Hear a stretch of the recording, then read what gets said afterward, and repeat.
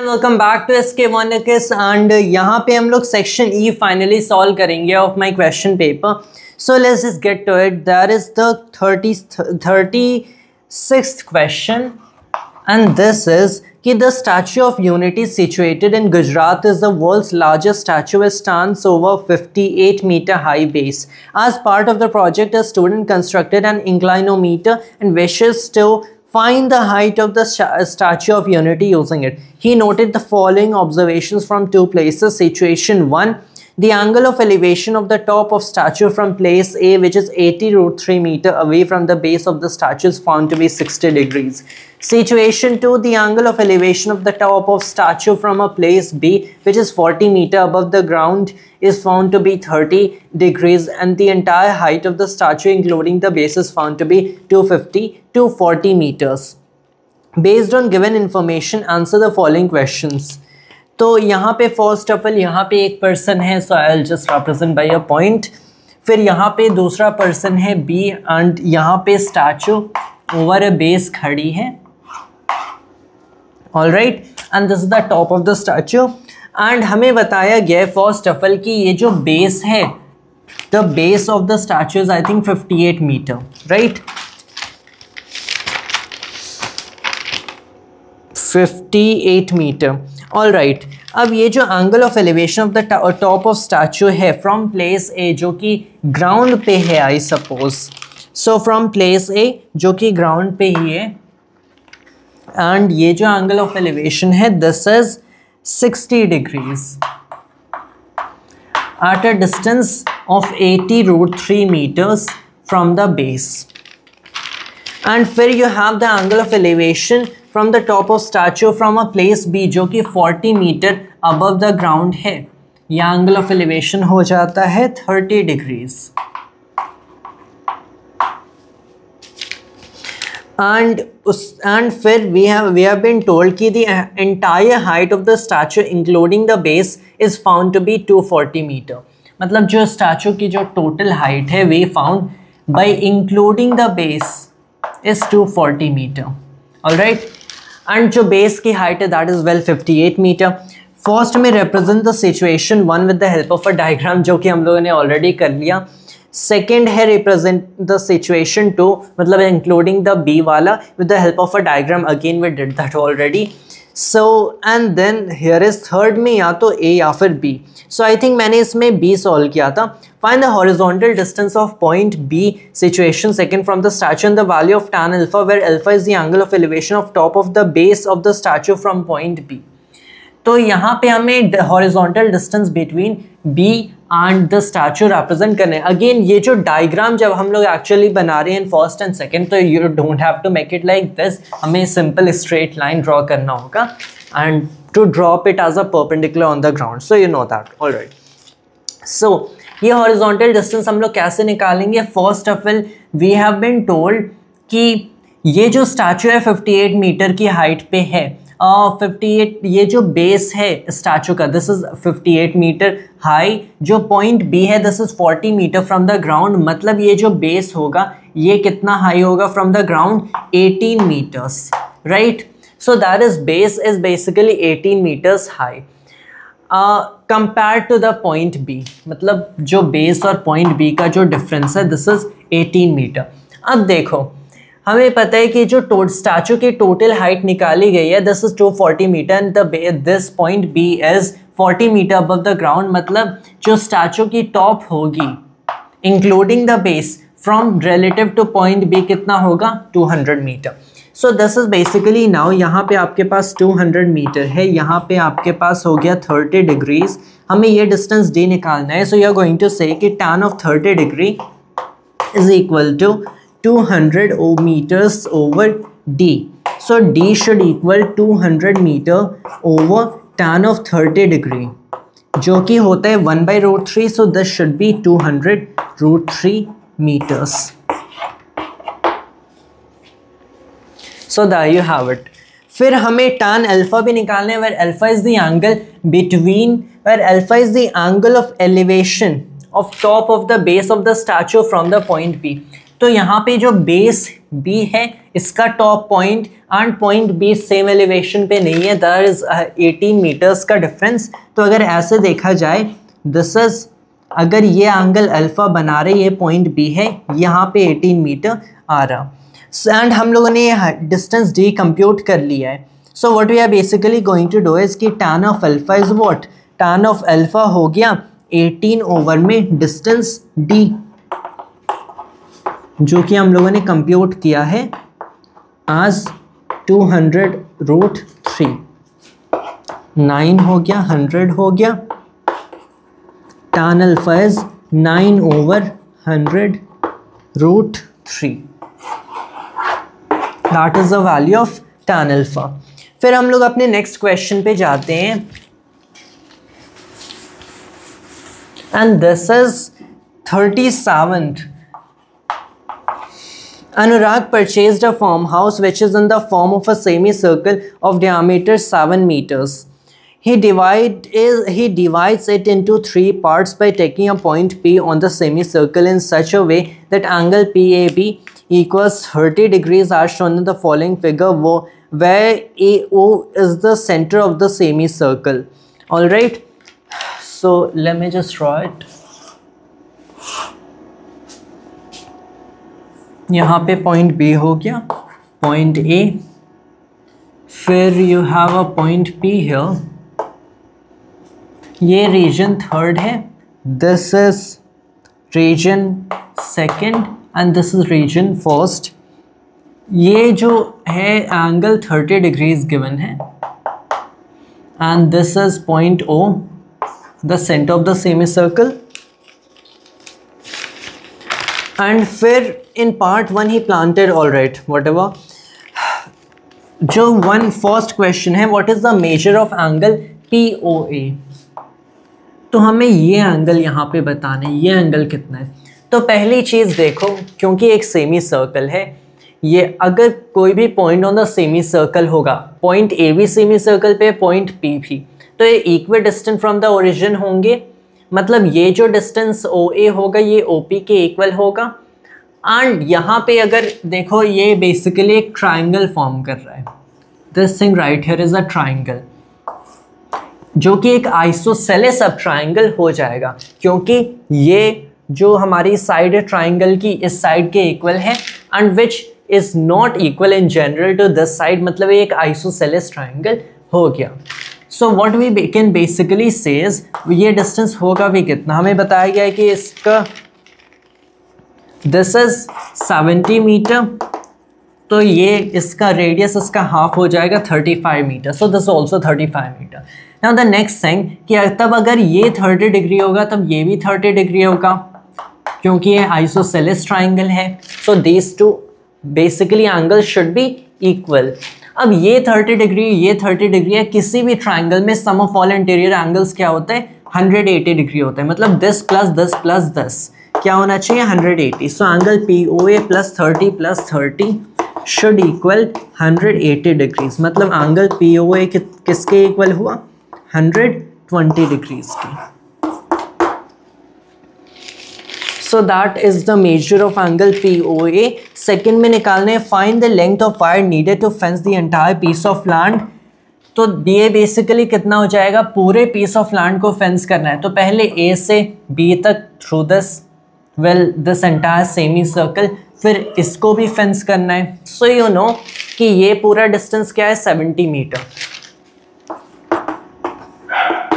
तो ये पूरा डिस्टेंस प्लस ये डिस्टेंस, अब इस सेमी सर्कल का सर्कमफ्रेंस एक सर्कल के सर्कमफ्रेंस के हाफ होता है, तो यहाँ पे बेसिकली हो जाएगा 2 पाई टाइम्स में r ओवर में 2, ये कैंसिल हो गया।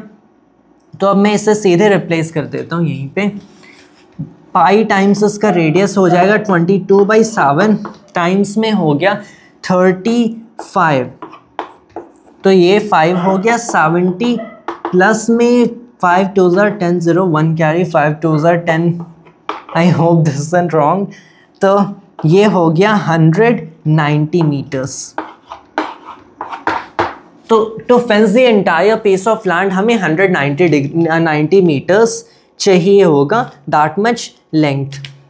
And then we have the question number 3rd. Find the length of the wire needed to fence the region 3rd.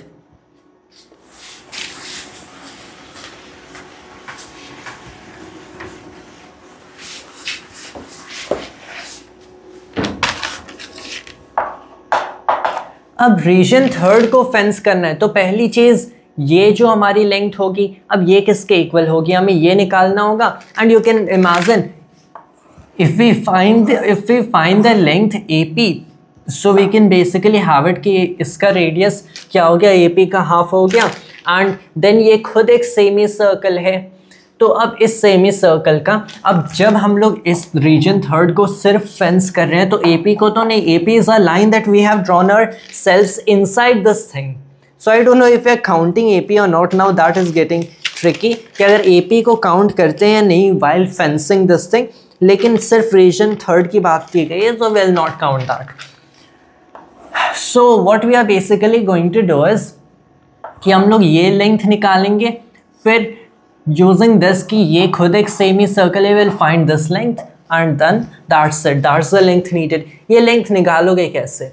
तो अब देखो, this is basically an isosceles triangle. अब कोई भी काइंड का ट्राइंगल हो, you know how it works is कि अगर ये आपको पता है 35 मीटर है, ये 35 मीटर है, ये 120 डिग्री है, तो ये जो लेंथ होगी AP स्क्वेयर शुड इक्वल ये 35 का स्क्वेयर प्लस में 35 का स्क्वेयर प्लस में 2 टाइम्स 35 टाइम्स 35 मतलब 2 टाइम्स 35 का square cos of this angle in front of the length, cos of 120 degrees.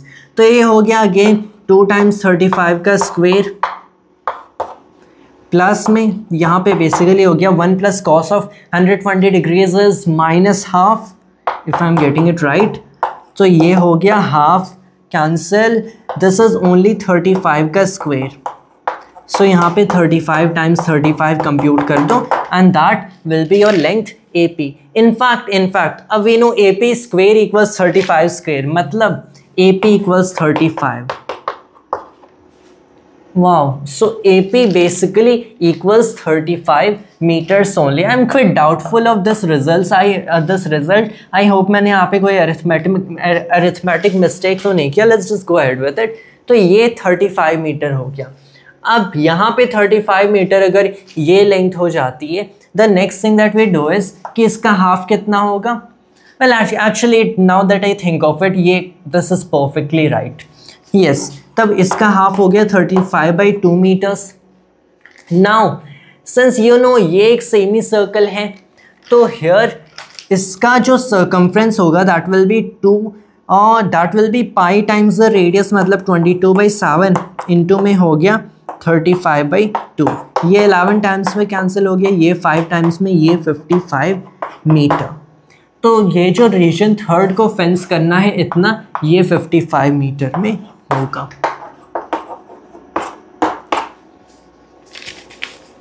Yes, that's it. उसके आगे I think at this point I'll just pause the video and rub all of it, and then we'll continue further with the last question of the video. Now we're back once again. यहाँ पे 38th problem है. In order to organize annual sports day, school prepared an 8-lane running track with an integrated football field inside the track area as shown below. The length of innermost lane of the track is 400 meter and each subsequent lane is 7.6 meter longer than the preceding lane. Based on given information, answer the following questions using concept of arithmetic progression. 1. What is the length of the 6th lane? तो the length of the 6th lane आपको पता है, क्योंकि एक arithmetic progression में जा रहे हैं. Every next term will be this much bigger than the previous term. तो this is going to be the length of the first lane plus में this is 6 minus 1 and minus 1. You know how it goes. तो मैं यहाँ पे सीधे values रखता हूँ. 400 given था प्लस में and 6 minus 1 that is 5 times में कितना इंक्रीज होता है 7.6 से. 400 प्लस में this is 03 हो जाएगा, this is 38. 438 मीटर.